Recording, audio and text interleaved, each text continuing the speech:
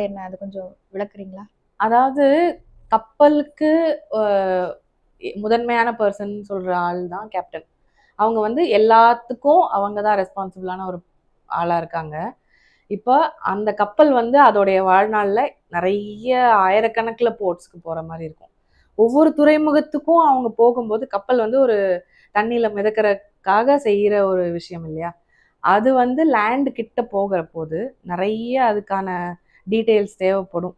ஒவ்வொரு இடத்துக்கும் போகும்போது அந்த இடத்துக்கான எப்படி இருக்கு, என்ன மாதிரி கான்டூர் இருக்கு, எங்க தண்ணி இருக்கு, எங்க தண்ணி கம்மியா இருக்கு. இப்போ ஒரு சென்னை துறைமுகம் பார்த்தீங்கன்னா, சென்னை பீச் கிட்டே நீங்க துறைமுகம் பார்க்க முடியும் தூரத்துல இருந்து.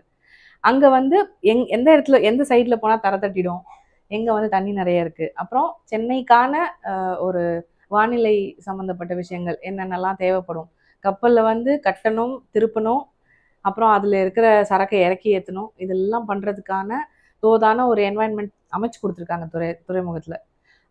அதுக்குள்ள இருக்கிற டீட்டெயில்ஸ் எல்லாம் வந்து அவங்களுக்கு ரொம்ப இன்டெப்தா தேவைப்படும். அந்த டீட்டெயில்ஸ் வந்து ஒவ்வொரு போற ஆயிரக்கணக்கான துறைமுகத்துக்கும் கேப்டன் வந்து படிச்சுட்டு இருக்க முடியாது. அவருக்கு அவ்வளோ நேரம் இருக்காது. அவங்க வந்து அவங்களுடைய கப்பலை வந்து உள்ளுக்கு வெளியில எல்லாம் தெரிஞ்சிருக்கும் அவங்களுக்கு இன்சைட் அவுட்.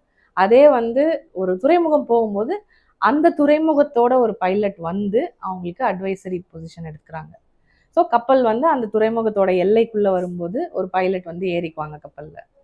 ஸோ அந்த ஏரி அவங்க வந்து உள்ள கொண்டு வந்து விடுற வரைக்கும் அவங்களுடைய பொறுப்பு. அதே மாதிரி உள்ள இருந்து வெளியில போகிற போதும் அவங்களுடைய பொறுப்புல இருக்கும் கப்பல். அப்போ வந்து கேப்டன் வந்து கொஞ்சம் என்ன சொல்றது, அவங்களே ரெஸ்பான்சிபிலிட்டி அவங்களுடையதுன்னு இருந்தாலுமே பைலட் வந்து கொஞ்சம் டேக் ஓவர் பண்ணிக்கிற அளவுக்கு இருக்கும். இல்ல அவங்களுடைய அட்வைசரி பொசிஷன்ல ஒரு மாதிரி இருப்பாங்க. ஒவ்வொரு துறைமுகத்திற்கும் பிரத்யேகமா பைலட் இருப்பாங்க. அதாவது இப்போ ஒரு உங்களுடைய உள்ளங்கை மாதிரி எனக்கு என்னோட துறைமுகம் முழுக்க எனக்கு தெரியும். அது வந்து கப்பல்ல இருக்கிற கேப்டனுக்கு தெரியாது. ஸோ அவங்க வந்து எங்களுடைய அட்வைஸ் வாங்கிக்குவாங்க. நாங்க வந்து உள்ள எப்படி போறோம், என்ன பண்ண போறோன்ற பிளான் எல்லாம் நாங்க முன்னாடியே ஏறி சொல்லிடுறது அந்த எல்லைக்குள்ள வரும்போதே.